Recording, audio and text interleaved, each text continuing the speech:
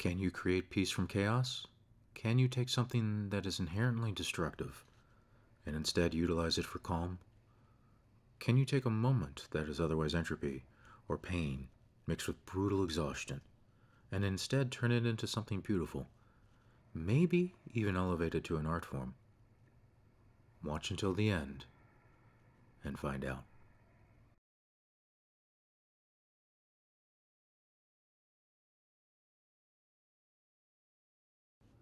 We once again start in the studio, just preparing myself and the workspace for the brand new painting that is to come. These moments before I begin are creating the foundation to use the general craziness and flutter of entropy that makes up a large part of my life here in Brooklyn.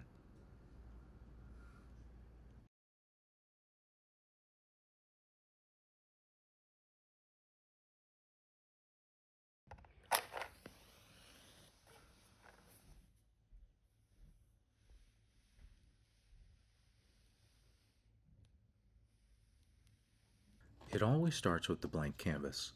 I sit and still myself as much as possible while getting into the early stages of my technique. In this case, the thumbtacks that I use to prop the canvas up. I do this to keep the painting off of the drop pan below, such that whatever paint I apply doesn't flow over the edge and literally glue it to the ground. That sort of thing would put considerable damper on progress, you know? The focus on simple, small techniques like this in the beginning helps settle the white noise that buzzes about my skull. This noise, amplified or at least accompanied by random thoughts and spikes of anxiety, going off for no tangible reason at all, as anxiety, of course, is wont to do. Anxiety is the uninvited house guest that weighs down your soul, makes you either gain or lose 20 pounds, and goes off at 3:30 in the morning like some random car alarm halfway down your block. In these moments, I etch and sketch my brain from the doom and gloom that the outside world seems rampant of these days, just trying to off gas from the stress. Being an adult is less and less fun by the minute, and with the digital age upon us, I think we're constantly bombarded with the bad news blues, so I try to make a little uplifting time in my studio each day. There are still corners of the internet that are hopeful, positive, and supportive. I'm creating one here where people can put aside their ongoing wars and just take a moment to breathe, to go further than just escaping their problems, but to really heal the wounds that living life has created. Feel free to leave your struggle or a random grievance in the comments if it helps. I'll do my best to respond, so at least you know that someone is listening. Once again, I start with some unbleached titanium white, the Switzerland of paint colors, as it provides a very amicable base from which to build off of. In this case, I'm complementing the white with a Naples pink and a highly reflective silver. The latter acts as the first element of chaos in this painting, insofar as it being metallic and very visually apart from its current peers. Early days and or layers are all about experimentation here, so throwing down a shiny black and then washing it over with a custom blended blue is par for the course.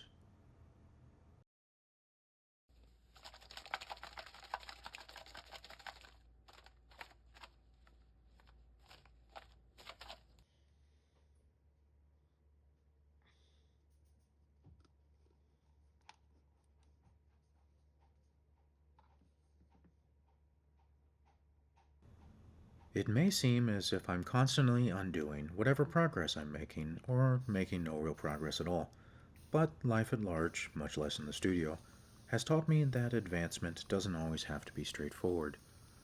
I enjoy these custom blends in particular, as they add an interesting note of entropy to the whole composition, and oftentimes in both a 2D and 3D manner. Phthalo blue is such a striking color. I've used it over the years as a spike of contrast and a strong standalone in some monochromatic drawings that I'm not even sure exist anymore. Everything needs its proper balance, though, so the piercing blue here was toned down by a series of pinks, custom pigments, and otherwise.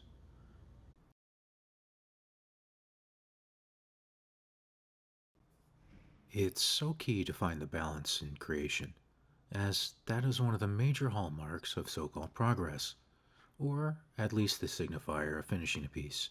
That moment where everything just clicks in the painting, where the balance is fully achieved, maybe in only the most delicate of ways, but nonetheless. Funny enough, these initial layer experiments of soft pastel like hues would soon take a turn in the opposite direction, going from a placid feel to a very fiery one.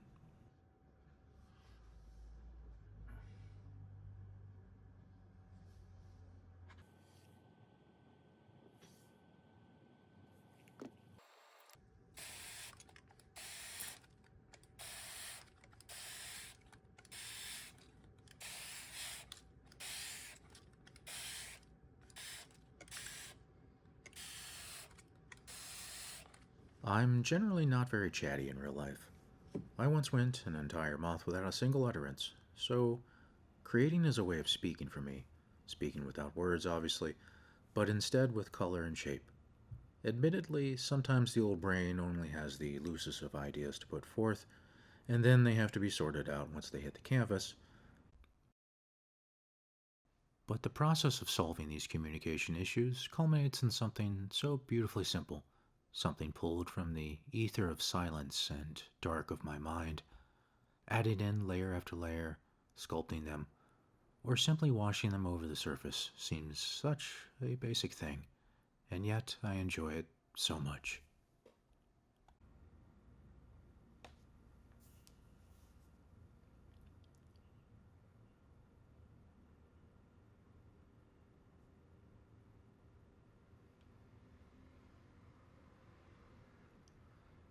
A lot of times the canvas represents two different directions, two different ideas of what I want things to look like.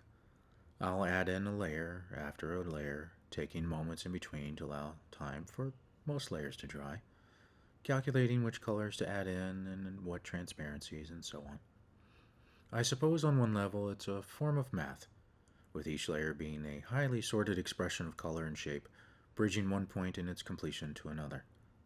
I have a mental catalog of what certain pigments do to the others, how one paint reacts to a collection, and so on. It's not an exact math or science here, as the notation, if you will, is constantly changing, and I have to constantly adapt, as sometimes these pieces take on their own momentum, and I, like some midnight cowboy, have to rein it back in. Or, wait, maybe not Midnight Cowboy, as that's a poor reference, but maybe someone that's good at throwing around livestock? How about a capable guy wearing questionably comfortable boots? Regardless, I make sure that I never rush things, and only move at whatever pace feels right.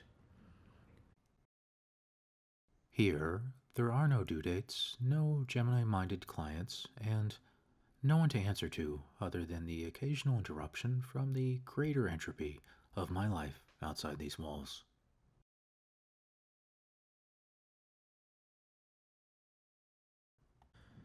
Admittedly, a large part of the process is silence, the sitting and waiting after approaching the canvas to study it for long periods of time, or just being in the general studio vicinity, working on other projects, or my life at large.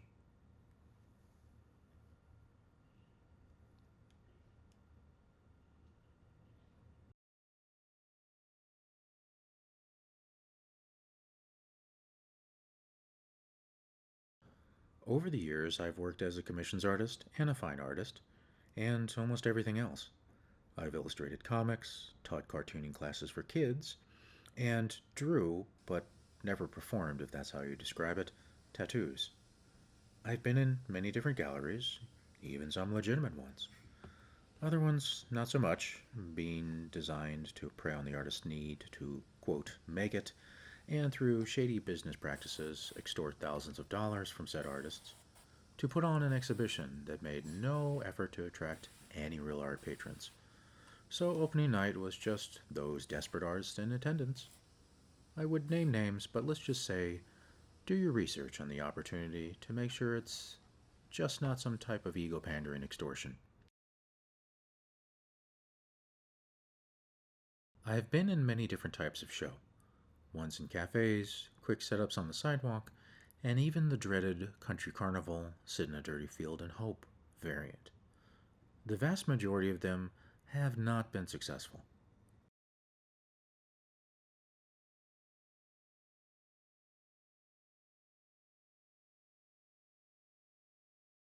I have an uncharacteristically quiet day, at least thus far. We'll see what the next half hour to 45 minutes bring, but as I sit here with this piece nearly maintaining some kind of finished point for this particular layer, I hope you can see the reflectiveness of that. It's not just basic light. Let me move the cleanup cloth. But as we can see here, we've got a bit of a metallic with the iridescent black, and some of the iridescence has made its way upward into the gray area here. And then there is the that sort of dark orange brown, which I will not pronounce because I can't even pronounce apparently. So in order to not make a further fool out of myself. And this is going to be washed with another layer of this sort of putty-ish color, but you can see the reflections there, sort of in and around these little islands of pigment. And put it down as such. And it probably has, at this point, I'd say, I don't know, somewhere between 35 and 80 layers. It just depends on, as the police sirens outside, welcome to Brooklyn, everyone. This is part of the reason why I have to do voiceover for most of my videos, because just the ambient sound is deafening most days, and you would never be able to hear me anyways. Returning back to my super smooth voiceover and my general stream of thought, I realized with utmost finality in this past year that my work, and more in particular myself, don't really fit in these places. I am an outlier amongst outliers, and I suppose that's why, after many upon many very prompt, very stern failures with the aforementioned opportunities, I decided that I had to focus on the work itself and give up on trying to put myself out there in the more traditional, if not cliche, methods. I have been chasing this dream all my life, and despite being in MoMA early on, despite having some collectors over the years, the S&M doctor who bought hundreds of my pieces being a true standout, I've not gotten as far along in my arts career as I would have hoped. Let's just say I can freely move about in most public spaces without the concern of being spotted, which honestly is a good thing, as I would make an awful celebrity.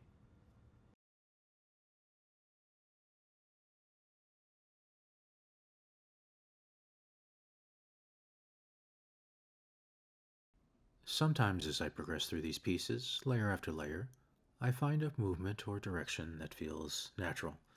It feels, for lack of a better description, easy. I will play with this idea and try to accentuate it with further layers and pigments until it really seems solidified in my mind and I can have a very well defined mental concept of its future creeping around in the depths of my subconscious.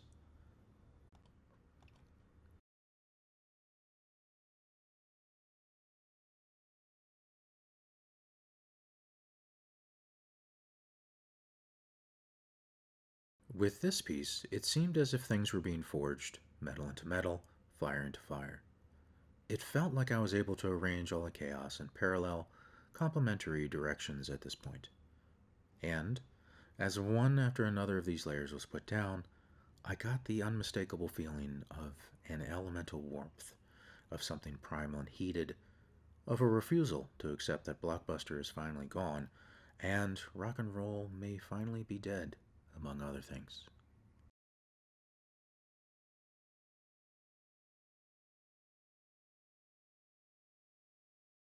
So much time elapses in the drying between layers. I try to be as efficient as possible, so During this time, I putter around my studio, go to the gym, clean the house, or make sure my boys don't put one another in the hospital fighting over Pokemon cards and monster trucks. I once had a good 2 floors of studio home, and I remember being able to work on a dozen different projects at once. I'll get back there again soon, hopefully with the help of this channel. One of my dreams is to have a large red studio barn. The type of barn that looks fairly benign and plain from the outside, but once you enter appears like the Batcave or whatever equivalent of modernized studio perfection would be for me. 3 floors, one giant centralized table for paintings, and numerous illustration tables and project areas spread around the proximity, with a nice kitchen in the back for whiskey and snacks, and a loft bedroom overlooking the entirety for those days where I just don't want to leave bed, but I still want to feel creative. Best of both worlds.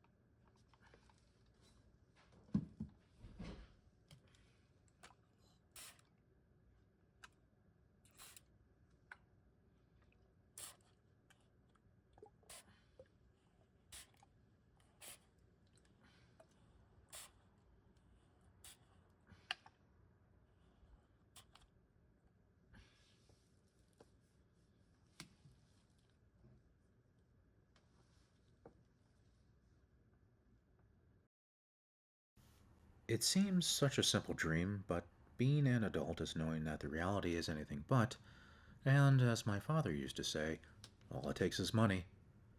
This was his subtle reminder that nothing good in this life comes for free. Even the best eventless days have to be paid for with working in some dreadful fashion, or at least being out of bed when you'd rather be doing anything but. Still, it doesn't hurt to dream so long as that dream motivates. So I keep a very clear picture of what everything would look like in my mind.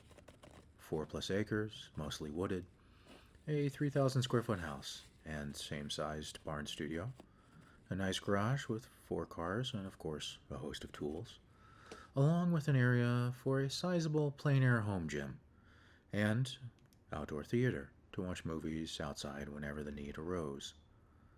I can hear the dollar signs cha-chinging in your mind, so the cost, you ask? Just a cool 2.7 million, provided it's nowhere near civilization. Probably double if the property is close to both a Trader Joe's and Whole Foods. As I've found, this is the best overall indicator of an even tempered populace and generally balanced place to live.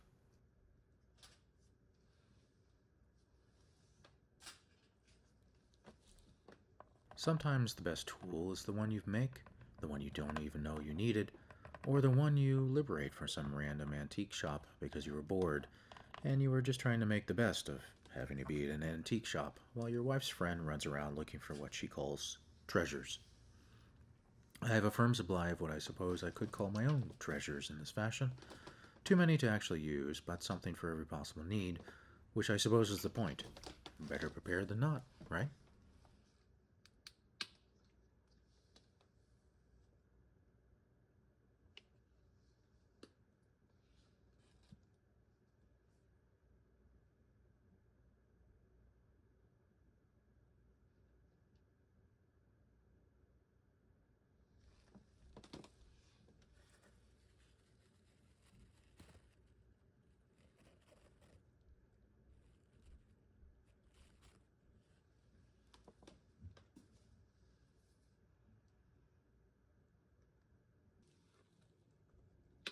Some things in life you just cannot prepare for, though, like pandemics, or having a colicky baby 5 months before said pandemic kicked off its jams, or having your health fail due to crippling amounts of stress while you try to maintain, as most of your friends moved away to lead brilliant lives halfway or more around the country, and your support system imploded.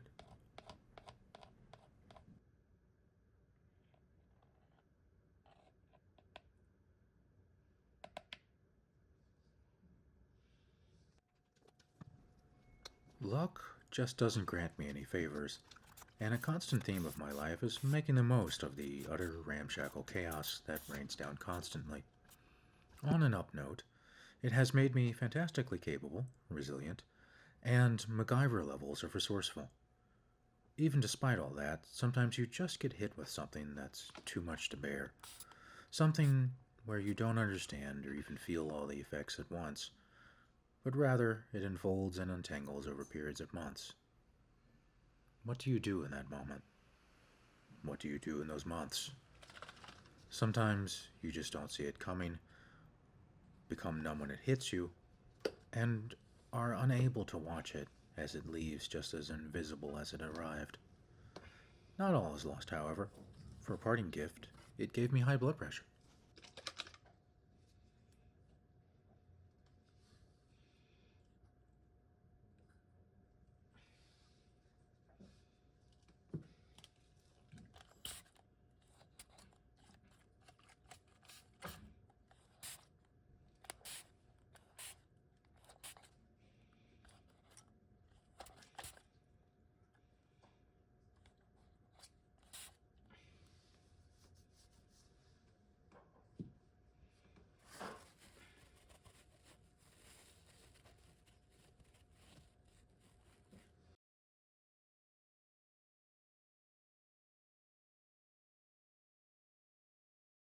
I've always had a day job. I've always wanted to live a comfortable life, making my art, maybe pandering to the occasional goofy rich person for a premium, and then going back to hiding in my studio for the rest of the year. It's a simple life, a simple aspiration. Life itself, however, has never been one to agree to this, of course, and knowing this fact 25 years or so ago, I set out on creating what corporate America would call a career. I did this knowing that if I had a steady income, and it didn't derive from the art itself, I could make the kind of art I truly wanted to do, the kind of art that spoke to my soul. It took all the pressure off, and it once again made creating work fun.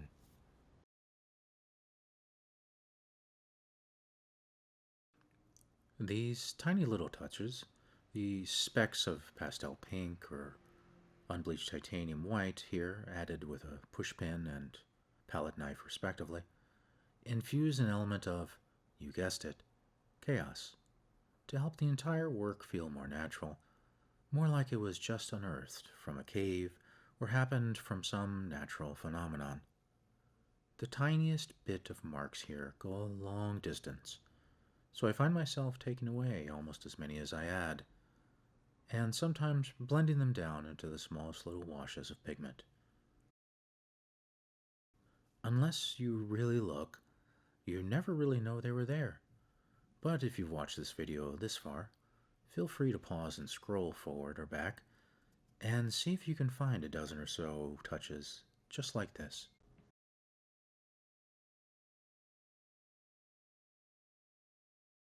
As an additional element of depth to each work, when illuminated with different types or strengths of light, certain colors or details such as this will take on much different appearances. As long as the work may be displayed, yours I hope, you may never see all the iterations it's capable of.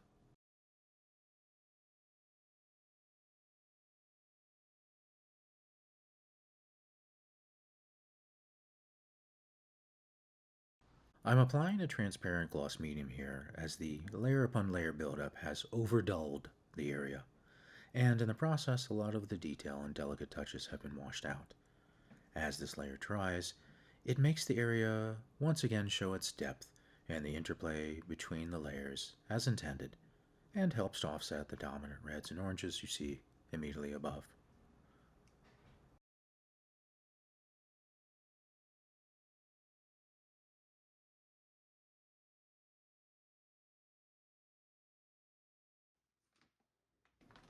Moments of relative still and peace in my Brooklyn neighborhood are rare, most often coming in the mid morning after those leaving for work already have, and those not working are still sleeping off their perpetual hangovers. I've learned how to absorb the silence in these times, And although they certainly don't happen every morning, they do help reset my focus and my mind for the day and sometimes week ahead.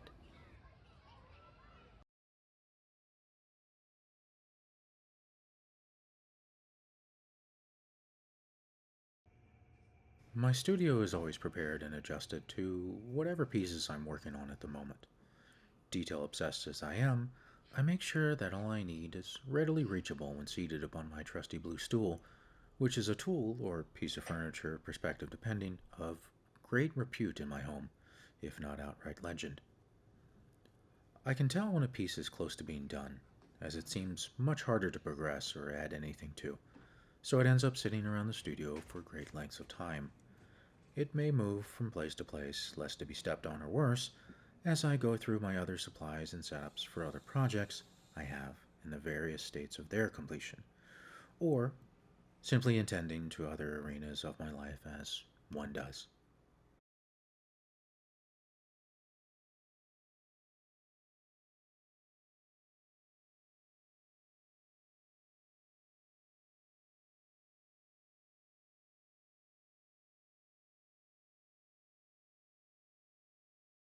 Chaos, again, enters the frame, in this form as a layer of thick dust on the painting's face. That's one of those tiny charms about New York. The pollution of the outside mixes with the dust influx of the inside to provide another extra little spice of living here. As such, I have a special brush for removing any buildup on my paintings if they've sat around for a week or more, patiently waiting to be finished, like waiting for the sun to reemerge in the late fall after a rainstorm.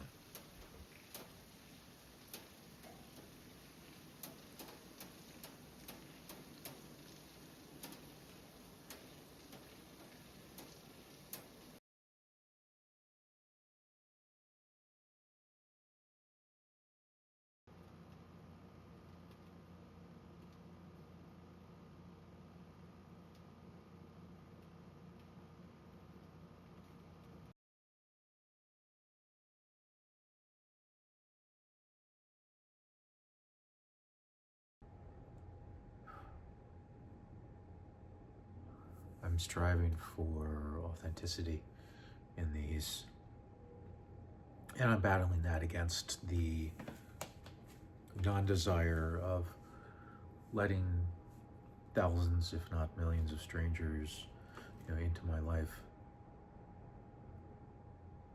I've always been a fairly private person, I suppose. This sort of thing is odd for me, to say the least. I love to make my painting. I will spend hours and hours and hours, if I can, in my studio. And there's always a little bit of a compromise there. Being an adult and having to take care of responsibilities, what have you. It's not to say that my work is childlike, but I suppose there is some sort of subconscious innocence with it. When I was a kid, things were magic, and I try to make that magic a lot here in the studio. And the calm that I harness from the chaos, the calm and restfulness and still that I cultivate from all the crazy outside, is something I need, something my soul needs. And maybe a couple of you out there can share in that feeling, that thought.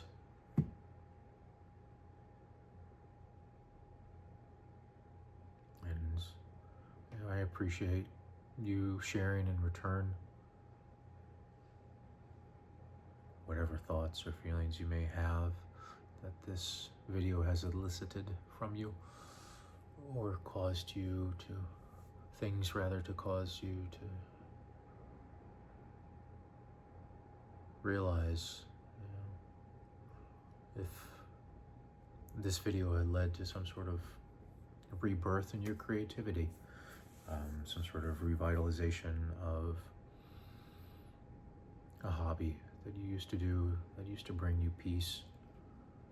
That is in part what I hope as well. You know,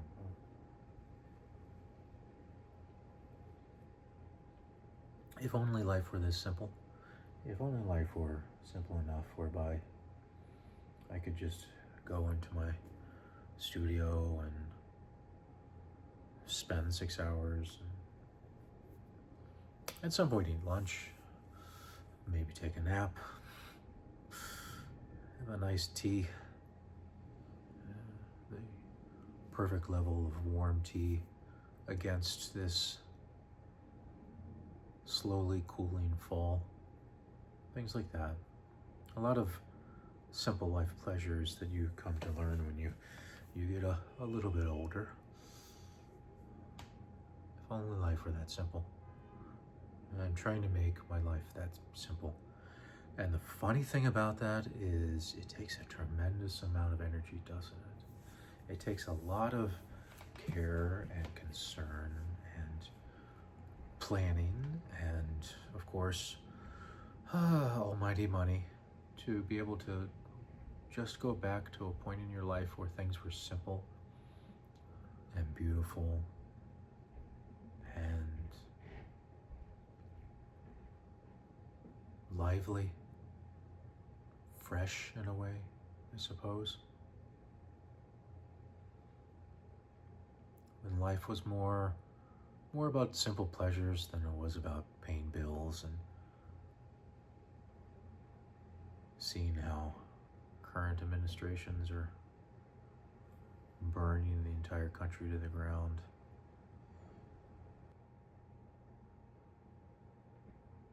And this was a way for me to maybe escape in all honesty, escape a lot of the craziness that goes on outside. You can only fight so long, so hard, until you start to get lost in the fray. So this is a moment for me to take a step back and to reclaim my sanity and share that with all of you. And again, as I've said, whatever calm looks like to you, I hope that these videos help you towards that end. If you just like watching the different colors sort of meld into one another, if that's as simple as it is for you, excellent. If it requires more of a analytical dissection of what I'm doing, feel free to ask any questions. I'm not quite a pensioner, but I've been doing this for a while, and I have learned a couple of things, at least one or two. So feel free to ask your questions, tender your curiosities, and I hope that this video brings you a bit of peace.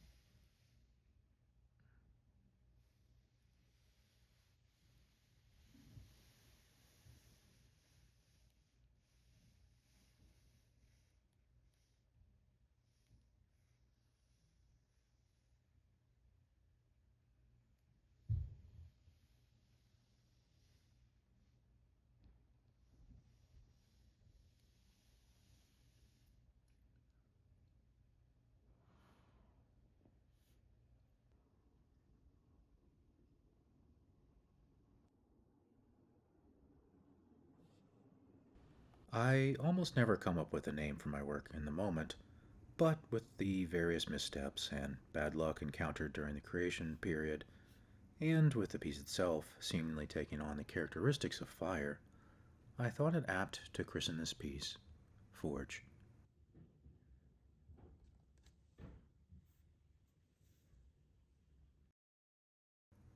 The intricate balance of using chaos in all its forms to create something refined and strong is an art form itself, and like the documentation of its creation, something I hope every one of you can enjoy. Thanks for watching.